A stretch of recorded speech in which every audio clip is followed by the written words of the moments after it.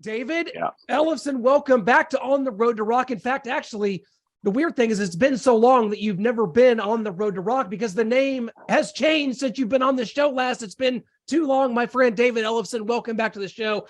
How the hell are you, my friend? I am awesome, man. I am great. Things are awesome in my world, and thank you for having me back. It's great to be here. No, it's great. I appreciate it. No, man, it's awesome.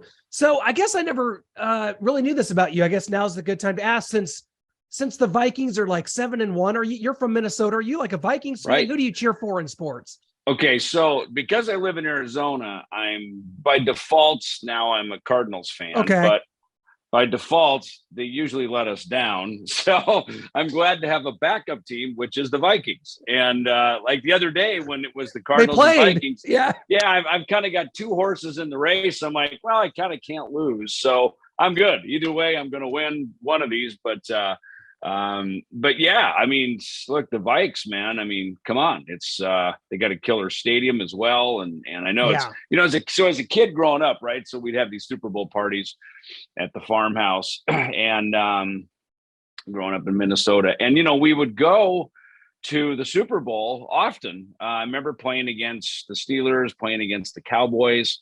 And of course, these were the Fran Tarkenton years, right? So, and when Franco Harris played for the Steelers and all this great stuff, and of course we'd always lose the Super Bowl, but at least we went to the Super Bowl. So, we were in the game. No pun intended. Maybe a return. This could happen. And David, right now I do a whole sports thing. So we'll be at the Super Bowl's it's in Phoenix. It's in Glendale. So that's right.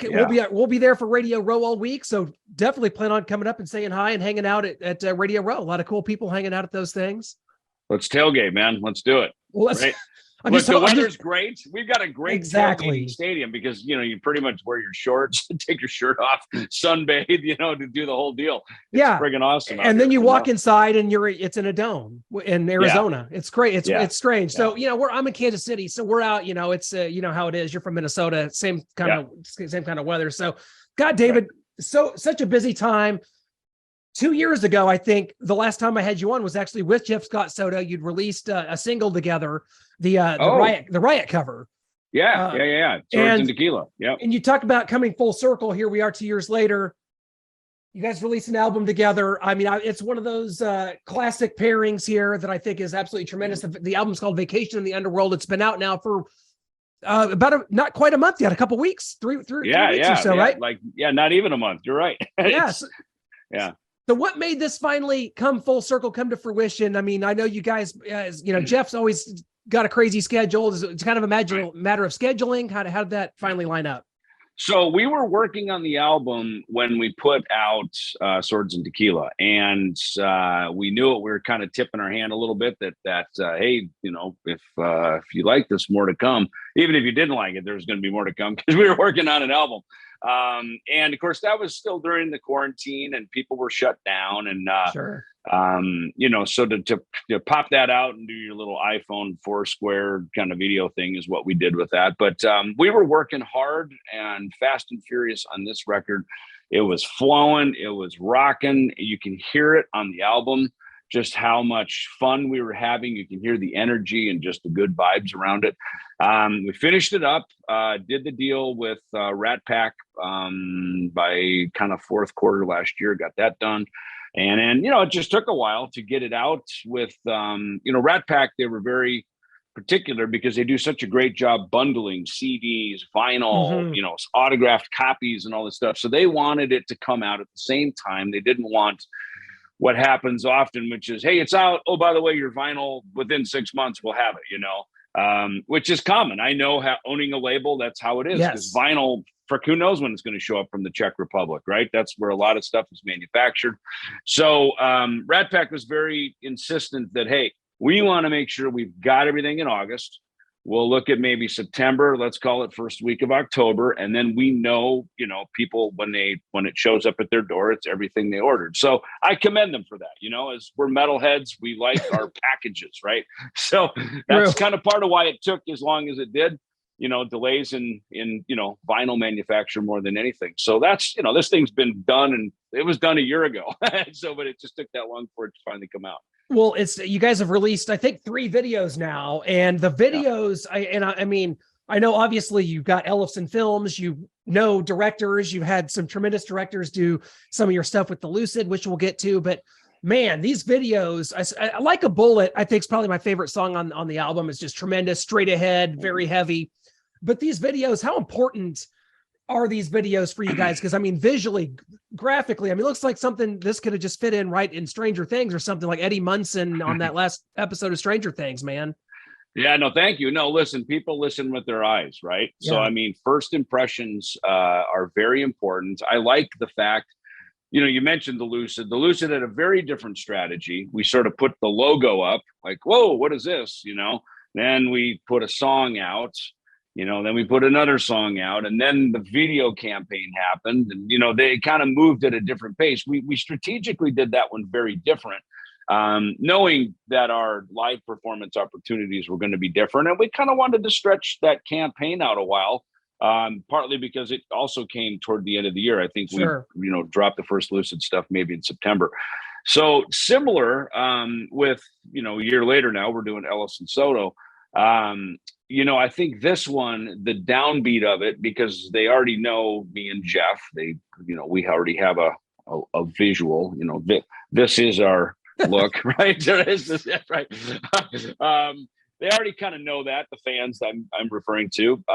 But I think to sort of drop that first video with Vacation in the Underworld in particular and have it be visually impactful as well as the sound, I think it said, in the old days with vinyl, we called it the needle drop, right? When you drop the needle and like, what's that? Man, those first few notes, those first few bars, they either pull you in quickly or you're going, next song, and see what we got. So I think this is one of those needle drop albums where it kicks your head in right out of the gate. And I think the visual of it was that. And you're right, Like a Bullet was a song that Rat Pack was very big on.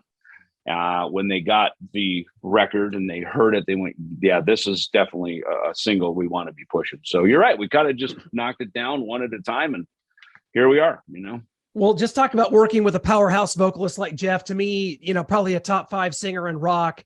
It's crazy because like I've taken like my girlfriend and her like mom to Trans-Siberian Orchestra shows here. And I'm like, sure, you guys don't understand. That's Jeff Scott Soto, one of the great singers, like Journey, man. He's Axel Rudy Pell, all the stuff he does and all that stuff. So just talk about the kind of the writing process, because it's like when you're writing material and you're coming up with stuff, it's like you're limitless. It's like writing for like a Ronnie James Dio almost. Like dude, you answered your own question. And because I would probably say the exact same thing. I take my friends and my family out to see Trans-Siberian Orchestra. I go, you don't understand. That's Jeff Scott Soto. And of course, my son, he'll drive around in the car, but he'll put on Rising Force and and all the classic stuff, and he loves Jeff. He's a fan of his, and then to go watch him and then to meet him backstage and hang with him, it's cool to see my son, to see that connection. I'm a fan of Jeff. I was young in my career when those Yngwie records came out. When I heard them, it was like, wow, like that's a friggin' voice. And, look, overseas, our guitar player, Andy Martin-Jelly, so he and I were initially writing this stuff together. And he's the one who said, he goes, dude, call your friend Jeff, man. Like he's an icon over here. You don't understand, in the power metal world of Europe, which, Jeff really, let's face it, was one of the key marquee singers of when sort of power metal started with Yngwie and the likes of that. And of course, now there's Arch Enemy, there's Anastasia, Hammerfall, right. I mean, just a gazillion bands that are just phenomenal, that have just kind of kept that genre going. Like he said, he goes, listen, Jeff he's our patriarch of that movement. You know what I mean? So it's like, come on, like he's the guy. So, we're all fans of Jeff, and you're right. So when he came in, Writing on the Wall was the first thing we did with him. Then we sent him Sharpen the Swords, Live to Die Another Day. We threw a couple of heavy ones at him after that. And it was just like, man, he just knocked them down one after another. And then we started collaborating on the writing, Celebrity Trash, I have the album here just because I have to refer to it to remember my mind. But then things, excuse me, like Vacation in the Underworld. He and I, collaborated on that, and the Revolution and things like that. And then other things. Andy brought in The Reason. The Day Before Tomorrow is a track that I had composed. And had this, thank you. Had this idea to do this male female counterpart, sort of a storytelling thing together. So, and then like even STN, which is, if it's funny, yesterday I heard the Beatles Twist and Shout. I'm going, the STN is like the 2022 version of like Twist and Shout, right? I love that. And so, Jeff, doing much more modern, contemporary kind of stuff without sounding cliche. I think that's a thing for guys like us, is to constantly reinvent ourselves, but not just use the, maybe the cliches of what modern FM rock or, kind of the radio rock bands would do, because that's what they do. We don't do that. That's what they do. So I think in a lot of ways we stayed true to ourselves, yet we were able to take the leash off and go explore some other things as well. Oh, that's absolutely accurate. I would agree with that 100%. I mean, so what's going on? I mean, you guys have your a website. It's ellefsonsoto.com. So you can get the album. You can get there's a couple different releases here. You can get the vinyl. We talked about that. Right. What live performances? Did you guys play a show in like Italy or something? Yeah, we did. Back in September, we had like a week where, Jeff was already over there doing a show with Sons of Apollo in Armenia. And I had to get to Europe anyway for work on another album. And so we took that week and we just carved it out.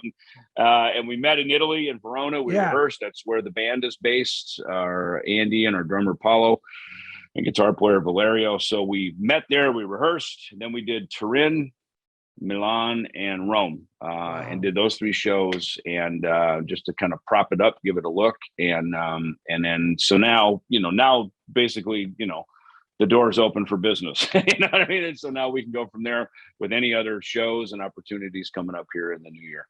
Yeah, absolutely. Hoping to see that as the album is tremendous, and it deserves like to be unveiled in a live setting. And there's so much more that guys could do.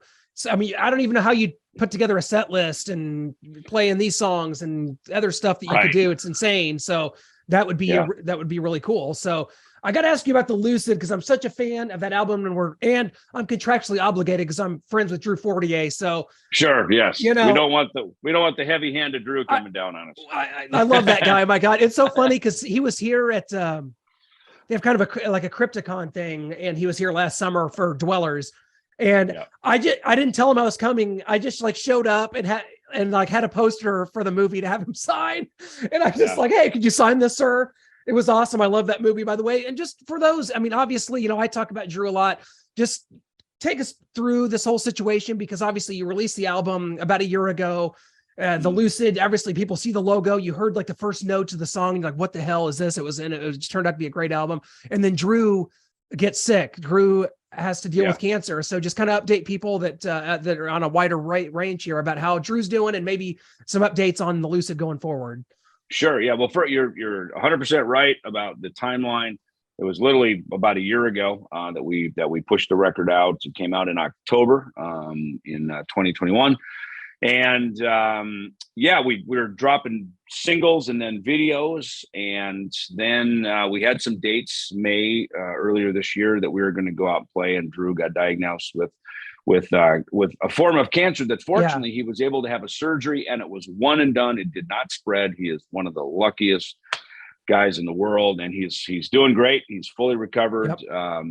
Ready to rock. And we actually have some new Lucid music coming down the pike very, very shortly. So, so Drew and I are, on the phone pretty much daily, and, talking about that kind of stuff. So it's a super fun band. Again, songs that we were going to put out back in May. So again, kind of like Ellefson Soto, we've been sitting on this stuff now for a few months. That we would have already had out and people would have heard, but look, hopefully there'll be another moment here for us to do some shows. Mike Heller plays in the Raven, or not the Raven, in Raven. They're very busy. And of course, Vinny is in Sponge. So there's a lot of stuff going on out there. And so, that's kind of, I guess that's our version of adulting now is, we're in several groups and we've got schedules and we try to fit these things together, A sequel to Dwellers in the works. Yay, nay? I'm going to ask Drew about that. I'm going to see him at the Days of the Dead convention in Chicago, where me and Jeff Young and Chris Poland, my former Megadeth alumni, were going to hang and do the autograph thing all weekend and even get up Saturday and jam a few tunes together. Sweet. Which would be cool. Because we just did the Kings of Thrash shows last month. So, so that thing's fired up and rocking. And so it's great to be hanging with those guys. So, but I'll see Drew and I will ask him because, I never think about it, a sequel to Dwellers. I don't even know if you could do one. I guess you could. You could do one to anything. We know this. I guess everything's open to a sequel, right? Yeah. You just do a rewrite. But the way I'm just trying to think about how it ended, if it could be possible. This time it needs to be about you trying to go find Drew in the cellar and then the sewer, maybe. Dude, we wrote the sequel right here on the interview. We should call Drew and let him know that I'm telling him.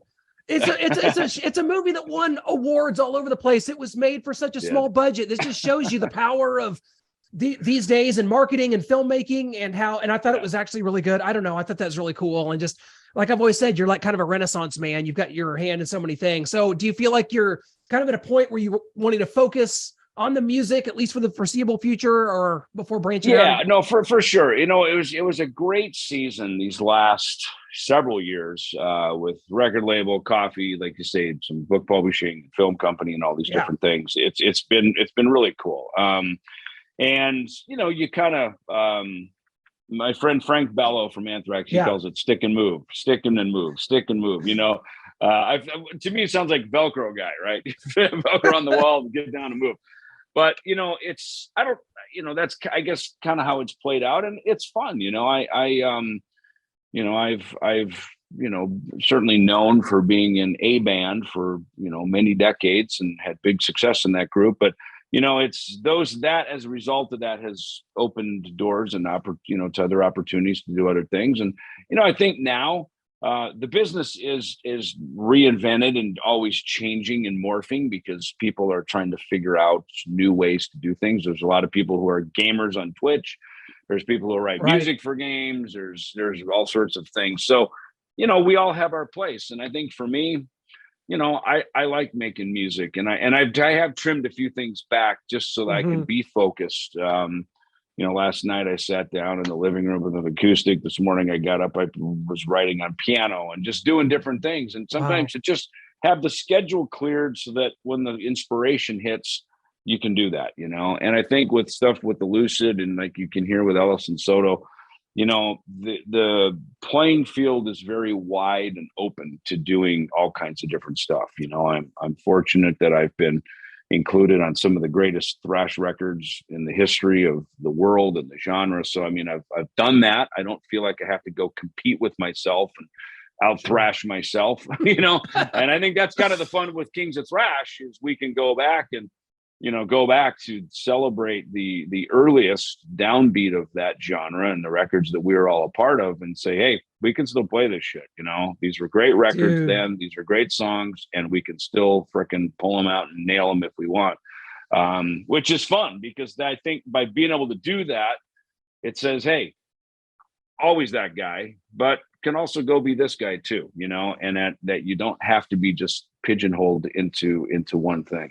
Yeah, that's a good transition here because it's a simple question, but there's a lot of layers to it here, which is that at this point in your life, as you get older and you've been around, you've toured the world, you've been sold millions of albums, but at this point in your life, do you feel like that it's the importance of just being around and being in bands with people that you get along with and that you like, that kind of takes precedent and the gratification is so much more than maybe being in a forced situation where it's a steady paycheck, when you hit the notes to Hangar 18, if that's your opening song, that it's nuts and 20,000 people, but at this point, do you feel like the gratification of being around the people that you like and you like to work with, that there's a different gratification there that's even more? Yeah. You answered your own question. Yes, why I do this, David? Yeah, right. No, you're 100% right. It's, there does come a point where, look, I've done the grind. I've done the whole build the house, keep the house, going, in rock and roll. And I've done all that,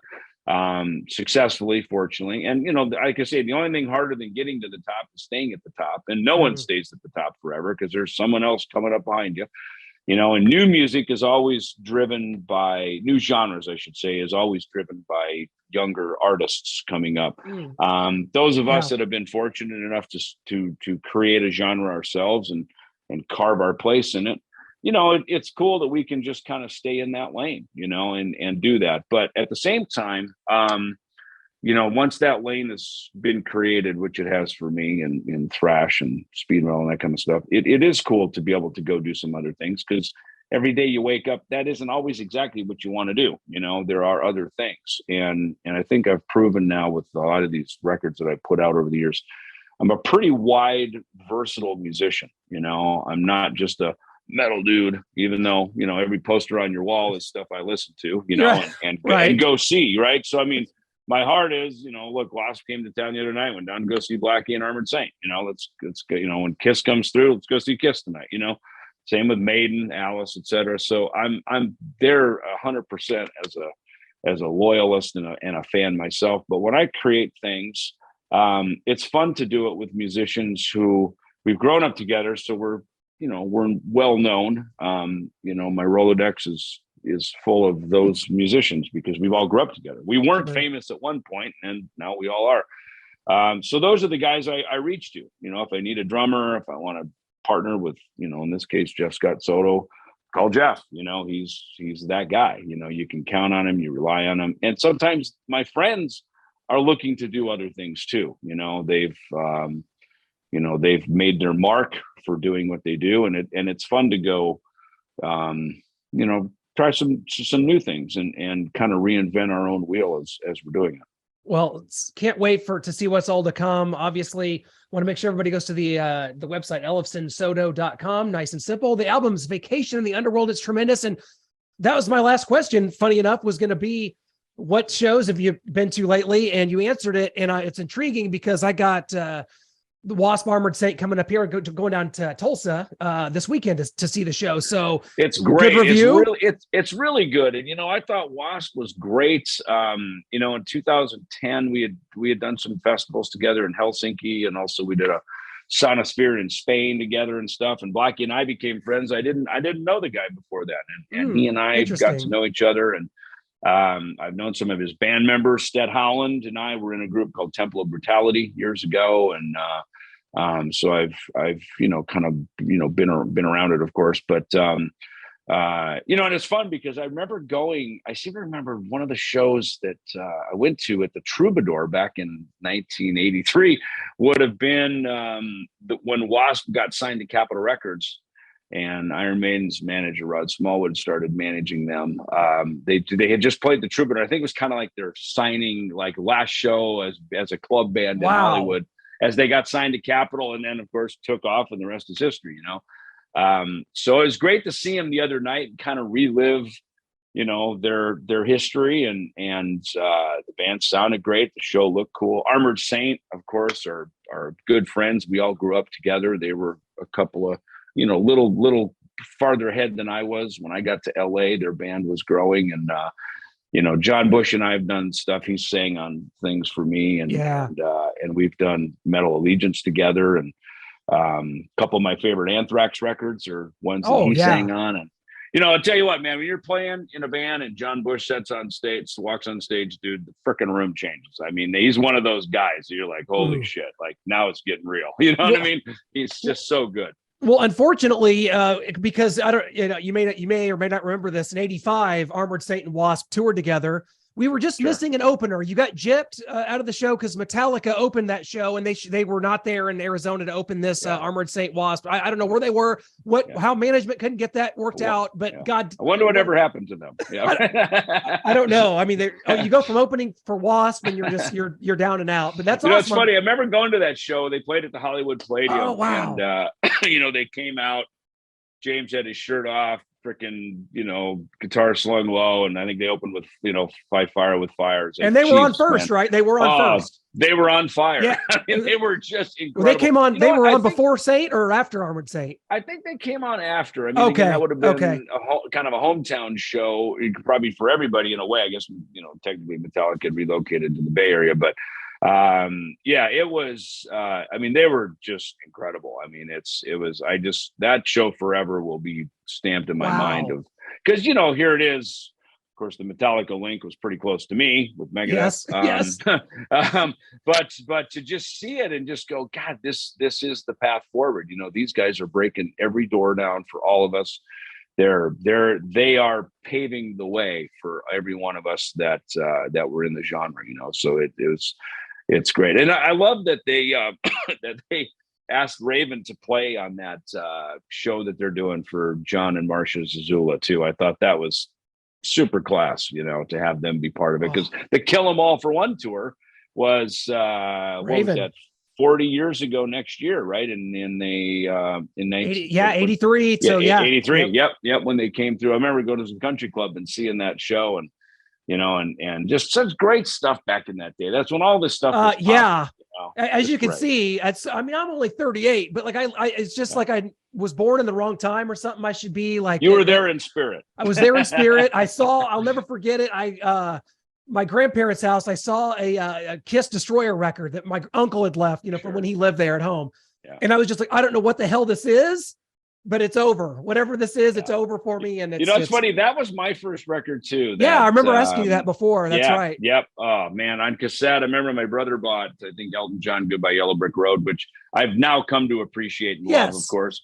But at the time, man, I wanted it to rock harder, and the dude Destroyer just it destroyed my life. It changed everything in it. It's everything about my life just took a whole other turn, and because there are things like, Desolation Boulevard, which was fun on the Ellefson No Cover record a couple years ago. We covered Sweet F.A. And it's funny because when Mike Portnoy and I, we did a little Metal Allegiance tour, and we were sitting backstage here in Phoenix at the Van Buren where we played. And we were talking about that record, and he brought up Sweet F.A. He was kind of going down the track listing of the not hits, right? And he brought, God, dude, I totally forgot about that song. And then I kind of got my head back into it.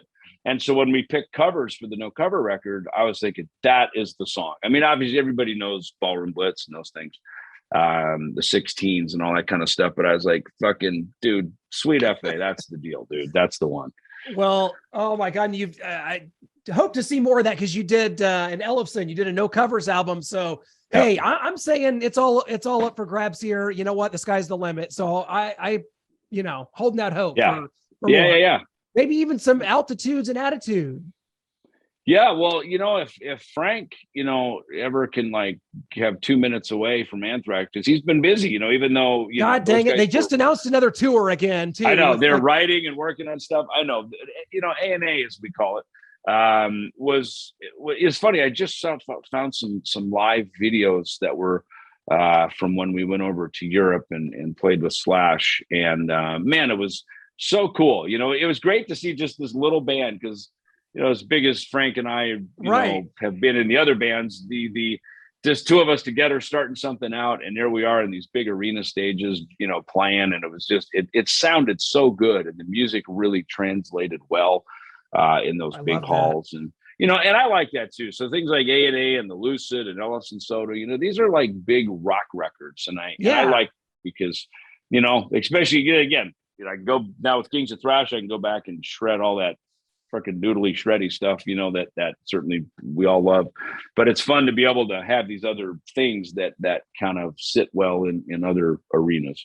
Well, David, I tell you what, it's just been such a pleasure. I'm so glad to have had you back on. You're a good friend. Hope to see you. Maybe we can hook something up when we're in Arizona for the Super Bowl. Have you come out and say hi. It's always an honor. Ellefson Soto, the album, absolutely tremendous. Go pick it up. Go to ellefsonsoto.com.